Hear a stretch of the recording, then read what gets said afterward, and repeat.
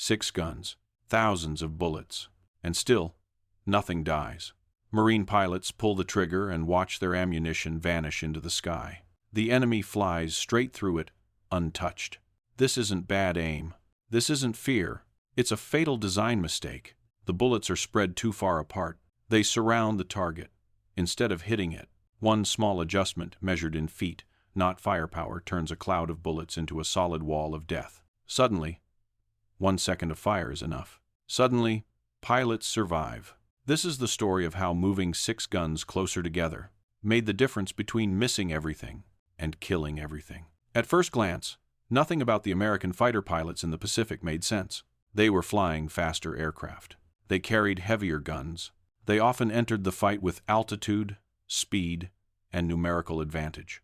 And yet, again and again, they returned with the same result: empty ammunition belts, damaged enemy aircraft, and far too many friends who never came back. The instinctive explanation was obvious. Pilots must be firing too early, or too late, or panicking under pressure. That explanation felt comforting because it preserved the belief that the system itself was sound. If something went wrong, it must be human error. But the gun camera footage told a different story. Frame after frame showed the same pattern. The enemy aircraft was centered in the gun sight. The trigger was held down. Tracer rounds streaked past the target above, below, left, right. The bullets didn't miss wildly. They missed perfectly. What the pilots were creating was not a stream of fire, but a hollow ring, a circle of destruction with nothing at its center. To understand why this was happening, you don't need to understand aviation history. You only need to understand geometry. Unlike aircraft with nose-mounted cannons, the F-4U Corsair carried its guns inside the wings, 3 on each side, separated by several feet of metal, fuel tanks, and structure. If those guns fired straight ahead, they would never hit the same point. So engineers angled them inward. This process was called gun harmonization. The idea was simple: tilt each gun slightly so that all bullets would cross at a single point in front of the aircraft. That point was called the convergence distance. When an enemy aircraft passed through that invisible point in space, all 6 guns would hit it at once. On paper, it was devastating. But there was a hidden assumption baked into the design. Engineers chose a convergence distance of 1,000 feet. Why 1,000? Because at that range, a pilot theoretically had more time to aim, more time to correct lead, more time to fire a longer burst as the enemy crossed the convergence zone. It was a compromise. Longer range meant more flexibility.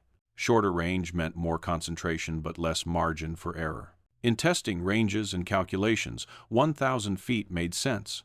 In combat, it was a disaster. At 1,000 feet, bullets take nearly a full second to reach the target. In that second, an aircraft traveling at combat speed moves hundreds of feet. That means the pilot isn't aiming at where the enemy is. He's aiming at where the enemy was.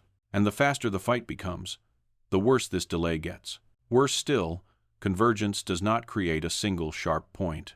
It creates a cone. Bullets meet briefly, then immediately spread apart again. At typical combat distances 200 to 400 yards, that cone becomes wide enough for an entire aircraft to slip through without taking fatal damage. The result was brutal inefficiency. Pilots were landing dozens of hits that did nothing critical. Wings were pierced but not severed. Engines were scratched but not destroyed. Fuel tanks leaked but did not ignite. Meanwhile, ammunition vanished. The Corsair carried enough rounds for roughly 25 seconds of sustained fire. That sounds generous until you realize how quickly a pilot burns through it while trying to correct for lead, closure speed, and evasive movement. By the time the enemy committed to the fight, many American pilots were already defenseless. The enemy noticed. Japanese pilots began adjusting their tactics. They stayed close. They waited for the Americans to waste their fire at long range. Then they attacked when the guns fell silent. This was no longer just a technical issue. It was a strategic vulnerability. Air superiority in the Pacific depended on fighter cover. Without it, bombers were exposed. Transports were vulnerable. Amphibious landings stalled.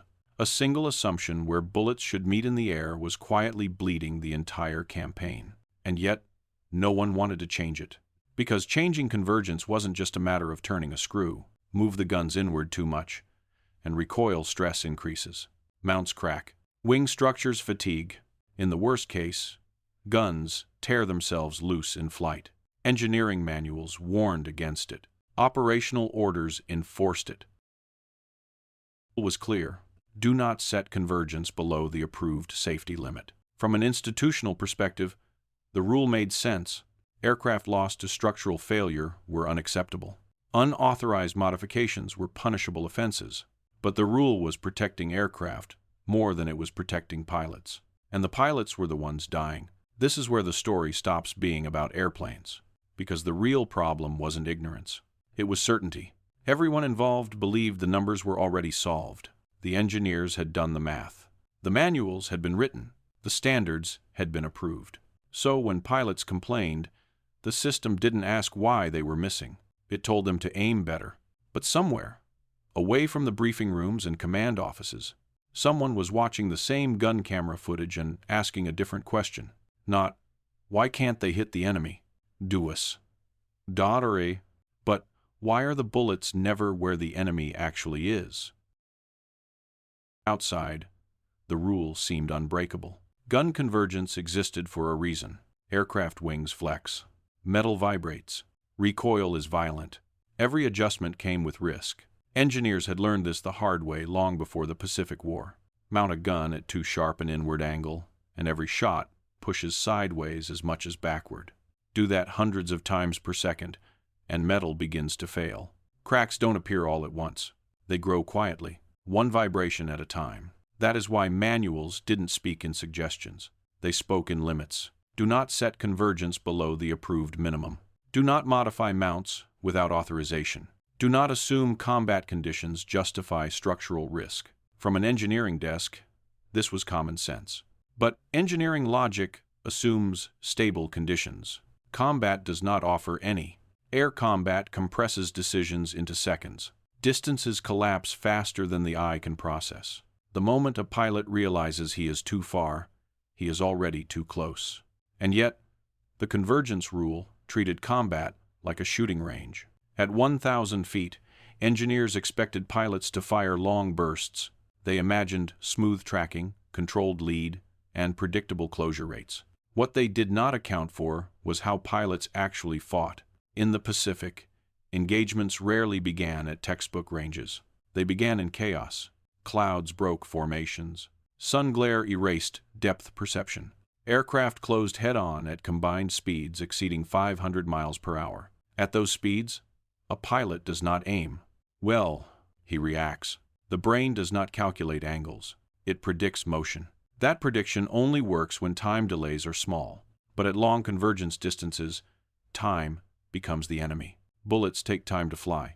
Targets do not wait. By the time a bullet reaches the point where engineers expected the enemy to be, the enemy is already somewhere else. This is why pilots felt like they were always chasing ghosts. Every correction lagged behind reality. Pull a little lead too much. Ease off too late. Fire again still wrong. The guns were doing exactly what they were designed to do. They were simply designed for a fight that did not exist. What made the problem worse was how success was measured. A hit was a hit. Gun camera footage showed sparks. Bullet holes appeared in wings and fuselages. Reports logged, enemy damaged. But damage is not destruction. Airplanes do not die from scratches. They die from concentrated failure. A severed spar, a shattered engine block, a pilot incapacitated. Long-range convergence spread damage across too wide an area. It made survival more likely, not less. From a tactical standpoint, this was catastrophic. Pilots had to stay exposed longer to achieve a kill. Longer exposure meant more return fire. More return fire meant more losses. The entire system rewarded the enemy for patience. This wasn't obvious at first because the data was fragmented. Pilots knew they were missing. Engineers knew the mounts could fail. Commanders knew losses were rising. But no one connected all three. Institutions rarely do. Each group solved its own problem in isolation. Pilots were told to discipline their firing. Engineers were told to maintain safety margins. Commanders were told to enforce standards. The assumption underneath everything was simple. The standard was correct, and because the standard was correct, the problem had to be human. That assumption became invisible. Invisible assumptions are the most dangerous kind. They don't announce themselves. They hide behind authority and experience. No one asked whether the convergence distance was chosen for this war or simply inherited from an earlier one. Earlier aircraft were slower. Earlier fights unfolded differently. Earlier guns behaved differently. But standards, once written, have a way of surviving long after their context is gone. The Pacific War exposed that lag brutally. Pilots were forced to fight close anyway, not by choice, but by necessity. Long-range fire didn't kill. Close-range fire did. So pilots closed the distance despite the risks. They pushed inside 400 yards, then 300, sometimes closer. And at those distances, something strange happened. The enemy stopped dodging, not because they were confident, but because they believed they could survive. Learned that American fire looked dangerous without being decisive. That confidence cost lives on both sides, but far more on one. This is the point where the story turns from error to opportunity. Because if the fight was already happening close, then the convergence distance was not protecting pilots at all. It was handicapping them. The guns were strongest at the very range the rules discouraged. And the solution in hindsight was brutally simple. If bullets arrive too late, shorten the distance. If fire spreads too wide, bring it together. But simplicity is dangerous in systems that fear unintended consequences. Shortening convergence meant stress. Stress meant cracks. Cracks meant aircraft failures. At least, that was the theory. What no one had yet tested was whether reinforcement could change that equation, whether the mounts could be strengthened, whether the wing could carry the load, whether the rule was absolute or merely cautious. Those questions were never meant to be asked by pilots, and certainly not by enlisted men. But rules don't break themselves. Someone has to touch them. Breakthrough did not come from a briefing room. It did not come from a flight school. It did not come from an engineering department. It came from someone who never touched the trigger in combat. While pilots argued about tactics and engineers argued about limits, one man was watching something everyone else treated as routine: gun camera film. To most officers, the footage was evidence, confirmation of claims, a way to assign credit or blame. To him, it was data. Every burst, every miss, every pattern that repeated itself again and again. He noticed something that others didn't because he wasn't looking for victory or validation. He was looking for consistency. The misses were not random. They were predictable. The tracers formed shapes, wide, hollow shapes. That detail mattered. If pilots were simply bad shots, the patterns would be chaotic. They weren't. The bullets were behaving exactly the same way every time, which meant the system was stable. And if the system was stable, it could be changed. This man did not think in terms of doctrine. He thought in terms of tools. Metal bends, bolts take load, angles decide force.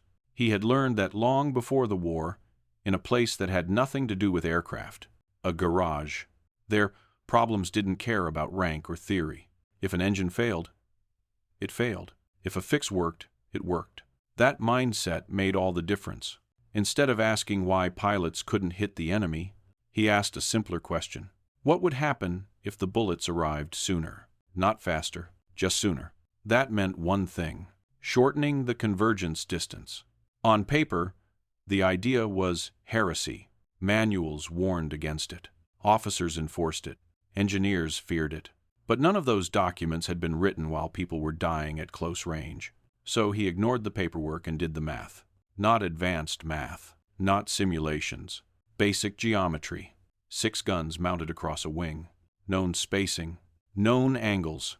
Change the angle slightly, and the crossing point moves dramatically. The realization was immediate and unsettling. The convergence was not just far. It was absurdly far for how the aircraft was actually being used. At 1,000 feet, bullets took too long to arrive. At 300 feet, the delay dropped to a fraction of a second. That fraction mattered. At combat speed, a fraction of a second meant the difference between chasing motion and intercepting it. But distance wasn't the only variable. Convergence wasn't just about timing. It was about density. At long range, 6 streams of fire barely overlapped. At close range, they merged. 6 became 1. Not metaphorically. Physically, The bullets occupied the same space at the same time. That is what destroys aircraft. Not volume, not noise. Concentration. At 300 feet, the cone collapsed into a column. A target didn't pass through the fire. It collided with it. The concept was simple enough to explain in a sentence. The execution was anything but, because changing convergence wasn't just turning a dial. The mounts weren't designed for it. Increase the inward angle, and recoil stopped pushing straight back. It pushed sideways. Sideways forces tear things apart. That was the engineer's nightmare scenario. And they were not wrong, but they were incomplete. Because metal doesn't only fail, it can be reinforced. The solution wasn't to ignore physics. It was to respect it. Thicker plates, stronger brackets, better load distribution. Not elegant, not pretty. Effective. This was not innovation in the modern sense. There were no prototypes, no approval chains. There was only time and a lack of it. So the work happened at night, quietly. No announcements, no memos. Just tools, steel, and careful measurements. Each gun mount was adjusted individually, angles checked, bracing added. The goal wasn't perfection. It was repeatability.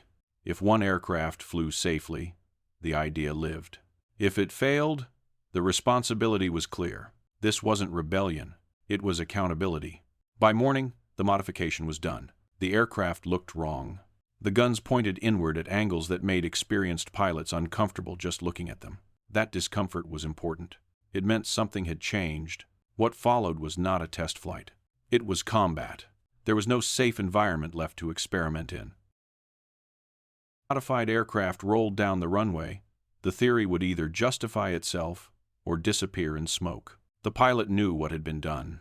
He also knew what hadn't been working. There was no speech, no debate, only a decision to wait, not to fire at long range, not to waste ammunition, to close the distance, to let the enemy enter the space where the bullets now lived. When the trigger was finally pulled, the effect was immediate, not dramatic in sound, not cinematic, just decisive. One short burst, and the enemy aircraft did not absorb damage. It ceased to function. The difference was unmistakable. Where previous fights dragged on, this one ended. Where ammunition once vanished, it now remained. The pilot did not feel braver. He felt certain. Certainty changes behavior. With fewer rounds spent per engagement, pilots could disengage. They could reposition. They could survive. What had changed wasn't courage. It was probability. One aircraft proved the concept, but one aircraft was also a threat to the system. Because if it worked, the rule was wrong. And institutions don't like being wrong, especially when the correction comes from below. What happened next would decide whether this was a clever fix or a revolution. Success did not convince anyone who mattered. One aircraft proving a point was easy to dismiss. Luck, a favorable angle, an inexperienced opponent. Institutions survive by assuming anomalies exist. What they cannot ignore is repetition. The next mission came faster than expected. More aircraft, more targets, more opportunities to fail. The modification did not change tactics on paper. It changed behavior in the cockpit. Pilots stopped firing early. They stopped spraying space. They waited. Closing distance in air combat is not bravery. It is exposure. Every second spent approaching a target means accepting return fire, misjudgment, and collision risk. Pilots do not do this unless they believe the payoff is decisive. This time, it was. At close range, the guns no longer whispered. They spoke once. A short burst, then silence. Enemy aircraft did not limp away. They broke apart. Engines failed catastrophically. Control surfaces vanished. Cockpits collapsed. The difference wasn't visible in the sky alone. It was visible in the radio traffic. Pilots who had spent months calling out hits now reported kills. Because UNECT. Place ini. Clean, immediate, undeniable. Time in combat dropped. Ammunition expenditure dropped even faster. For the first time, pilots landed with bullets still in their belts. That detail mattered more than any tally. Remaining ammunition meant choice. Choice meant survival. With bullets to spare, pilots could disengage when outnumbered. They could defend teammates. They could return home instead of pressing a fight out of desperation. This was not an incremental improvement. It was a shift in equilibrium. But equilibrium shifts create pressure. Engineering officers noticed the angles. Maintenance crews noticed the reinforcements. Word spread the way it always does, sideways and fast. Soon, questions arrived. Who authorized this? Who signed off on the risk? Who would answer if a wing failed at altitude? These were not unreasonable concerns. They were simply late. The aircraft had already flown. They had already fought. They had already returned. Evidence has a way of changing conversations. Not immediately, but inevitably. Reports accumulated. Ammunition per kill ratios dropped dramatically. Pilot loss rates followed. Commanders who had struggled to keep squadrons combat ready suddenly found themselves with aircraft that came back intact. And yet, resistance hardened. Because accepting the modification meant admitting the standard had been wrong, not dangerous. Wrong. That distinction matters. Danger can be managed. Wrong demands correction. Correction demands accountability. The debate escalated quickly. On one side were pilots and squadron commanders pointing to outcomes. On the other were engineers pointing to limits. Both were correct in isolation. Together, they were incompatible. Engineering doctrine does not measure success by enemy losses. It measures success by structural margins and failure probabilities. Combat doctrine does not measure success by stress tolerances. It measures success by survival. This conflict had always existed. The modification simply forced it into the open. Orders were cited. Regulations quoted. Unauthorized changes to military equipment were not a gray area. They were illegal. And yet, grounding aircraft that were suddenly outperforming everything around them was politically impossible. No one wanted to be the officer who ordered pilots back into a losing configuration. So the system stalled. It delayed. It reviewed.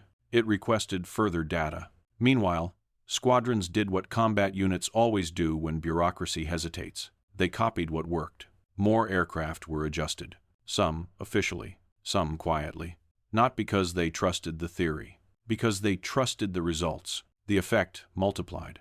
As more pilots experienced the change, tactics evolved organically. Approaches tightened. Firing windows shortened. The moment of engagement became decisive rather than prolonged. Enemy pilots noticed the difference even faster than command staffs. Evasion patterns that had worked for months stopped working overnight. Aircraft that previously survived multiple passes now died on the first. Confidence evaporated. Intercepted communications reflected it. Warnings spread. Engagement ranges were revised. Avoidance became policy.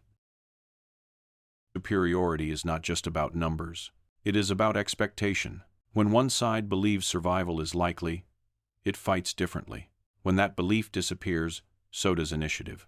The modification didn't just destroy aircraft. It destroyed assumptions. What had begun as a mechanical adjustment was now reshaping behavior on both sides of the fight, and this forced a decision. Either the system acknowledged the change, or it crushed it. There was no middle ground. Formal testing finally followed. Not in controlled labs, but in the only environment that mattered. Repeated missions, repeated outcomes. Aircraft endured the stress. Reinforcements held. The catastrophic failures engineers feared did not materialize. What did materialize was something more unsettling. The reinforced mounts performed better under combat loads than the original design. By trying to prevent a hypothetical failure, the standard had preserved a real one. This realization was not celebrated. It was absorbed. Quietly, credit flowed upward. Attribution blurred. What mattered now was standardization. Manuals were revised. Guidelines updated. The new convergence distance became policy not because it was revolutionary, but because it worked. By the time the paperwork caught up, the battlefield already had. The transformation was complete. Aircraft that once scattered fire now concentrated it. Pilots who once survived by luck now survived by design. The war did not end because of this change, but it moved faster because of it. And lives measured in the hundreds were not lost because someone questioned a number everyone else had accepted. This is the moment the story could end. With success, with validation, but history rarely allows that kind of closure. Because systems remember outcomes. They forget individuals. Modification spread beyond a single squadron, its effects became impossible to hide. This was no longer about one pilot flying better, or one aircraft getting lucky. Patterns emerged. Engagement times shortened. Ammunition consumption dropped sharply. Pilots returned with intact aircraft and unfinished belts of rounds. For commanders, this was the metric that mattered most. Aircraft could be repaired. Pilots could not. Before the change, fighters often stayed in combat too long, not because it was tactically sound, but because disengaging meant surrendering the initiative to an enemy who could outlast them. After the change, pilots controlled the tempo. They chose when to fight. They chose when to leave. This control altered everything. Close-range convergence did not make pilots reckless. It made them disciplined. They stopped firing to try. So, they fired to end the fight. What had once been a chaotic exchange of long bursts became a sequence of brief, decisive moments. One pass, one burst, one outcome. This had cascading effects across the entire air campaign. Bombers received better cover because fighters stayed effective longer. Patrols extended because aircraft no longer returned empty. Replacement pilots survived long enough to gain experience. Experience compounds. As squadrons accumulated veteran pilots instead of funerals, their effectiveness increased even further. This is how doctrine changes, not through orders, but through survival. Soon, the modification was no longer viewed as a risk. It was viewed as irresponsible not to adopt it. And that presented the institution with a problem, because while outcomes could be standardized, credit could not. The fix did not come from a committee. It did not come from an approved program. It came from observation, intuition, and unauthorized action. That origin made it inconvenient. Military organizations depend on chains of responsibility. They need to know who decides, who approves, and who answers when something fails. This change bypassed all of that. So the story was slowly reshaped. Reports emphasized testing. Documents highlighted engineering validation. Language shifted from field modification to refined harmonization standards. Rebel second. The system absorbed the solution while distancing itself from the way it was born. This wasn't malice. It was normalization. Once something works, institutions stop asking how it started and start asking how to regulate it. By the time the convergence change appeared in official manuals, it felt inevitable, as if it had always been the obvious choice. But inevitability is often retroactive. The people who lived through the transition knew the truth. They remembered the resistance. They remembered the warnings. They remembered how close the idea came to being buried under procedure. They also remembered what it replaced. Before the change, pilots talked about ammunition the way sailors talk about oxygen. You watched it disappear, knowing that when it was gone, your options vanished with it. After the change, ammunition became a tool again. Something to manage, something to conserve. That shift alone saved lives. As the war progressed, the principle spread beyond a single aircraft. Other fighters adopted tighter convergence philosophies. Not identical distances, but identical thinking. Optimize for where combat actually happens, not where it looks safest on paper. This mindset influenced more than gun placement. It shaped how pilots were trained, how engagements were taught, how risks were evaluated. The lesson was not, closer is always better. Problemed. The lesson was, context matters more than tradition. Ironically, this lesson had existed before. Early fighter pilots in earlier wars had learned it instinctively. But as aircraft became faster and systems more complex, intuition gave way to specification. The Pacific War forced the balance back. Reality corrected abstraction. And yet, as the doctrine stabilized, the human story faded. The modification became a number, a distance, a line in a manual. The man who questioned the assumption returned to his role, not as a hero, not as an innovator, as a specialist doing his job. This is how most real change happens. Quietly, unevenly. Without ceremony, the war moved on. New aircraft arrived. New problems replaced old ones. But the core idea remained. Power only matters if it arrives where and when it counts. Spread it too wide, and you waste it. Delay it too long, and you lose control. Concentrate it correctly, and the fight ends before it begins. By the end of the campaign, kill ratios reflected this truth. So did survival rates. statistics improved. Stories multiplied. But history tends to remember machines better than mechanics. It celebrates aircraft. It names aces. It rarely pauses to examine the invisible decisions that made those outcomes possible. This is the cost of fixing a system without fitting the narrative. The war did not turn because someone followed orders perfectly. It turned because someone noticed that the rules were protecting the wrong thing. And once that realization spread, it could not be undone. The solution became doctrine. The doctrine became standard, and the problem that once seemed unsolvable vanished so completely that future generations would assume it had never existed. That is the paradox of effective change. When it works, it disappears. Long after the fighting moved on, the problem vanished so completely that few remembered it had ever existed. New pilots trained with tighter convergence as if it were obvious. New manuals described it as standard practice. New aircraft inherited the logic without inheriting the struggle that created it. The gap between bullets and targets closed and stayed closed. This is how war quietly rewrites its own past. Once a solution works, history stops asking why it was necessary. The Corsair became famous for its kill ratios. Pilots became legends for their marksmanship. The aircraft earned a reputation as one of the most lethal fighters of the Pacific. Very few people stopped to ask when that reputation was earned and how. Because the truth was inconvenient. The Corsair did not become lethal because it was redesigned. It became lethal because someone questioned a number, not a weapon, not a tactic. A distance, 300 feet. That number mattered more than horsepower, armor, or ammunition capacity. It mattered because it matched reality instead of theory. This is the part of the story that rarely survives.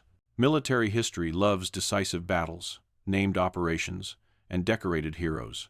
It is less comfortable with quiet corrections that expose flawed assumptions. There is no medal for noticing that something everyone accepts is wrong. There is no ceremony for tightening a pattern instead of expanding a doctrine.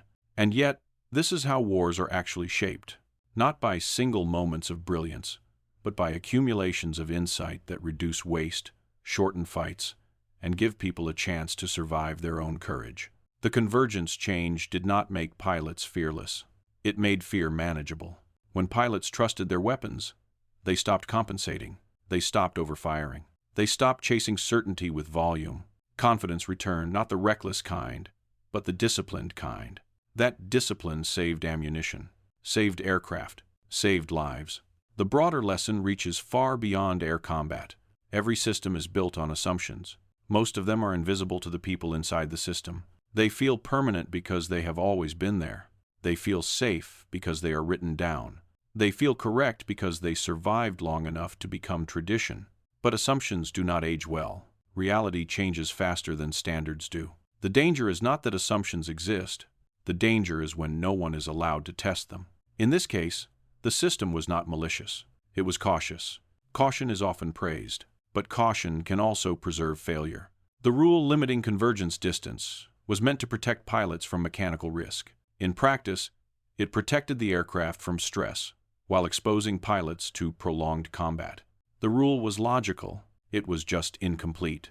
And incompleteness, when enforced rigidly, becomes lethal. What changed the outcome was not authority or innovation budgets. It was proximity. Someone close enough to the problem saw it differently. Someone who did not need to defend a doctrine, only a result. That perspective is rare in large organizations. It is often ignored, sometimes punished. But when it is right, it changes everything. The irony is that once the fix becomes standard, the courage it took to make it disappears from view. Future engineers see the final numbers, not the resistance. Future pilots see the results, not the risk. The story compresses. It becomes clean, too clean, and that is why stories like this matter. Not because they glorify rule-breaking, but because they remind us why rules exist. Rules are tools. They are not truths. When they stop serving reality, they must be questioned not casually, but seriously. The convergence change worked because it was not reckless. It respected physics instead of fearing it. It reinforced what needed reinforcing and discarded what no longer fit. That balance is rare, and it is fragile. The war moved on. The Corsair eventually left the front line. New aircraft replaced it, but the principle endured. Concentrate force where it matters. Design for how things are used, not how they are imagined. Listen to the data, even when it comes from the wrong place. Those lessons still apply. They apply far beyond aviation, beyond warfare, beyond history. Apply anywhere systems grow large enough to forget why they were built in the first place. In the end, this was never a story about 6 guns. It was a story about attention, about noticing the space between intention and outcome, about having the patience to measure it and the courage to close it. That gap, measured in a few hundred feet, once decided whether pilots came home or not. Closing it did not win the war by itself, but it made the war shorter, cleaner, and survivable for hundreds of men who would have otherwise been statistics. And all of it began with a simple realization. If nothing is dying, it's not because you need more power. It's because your power is in the wrong place.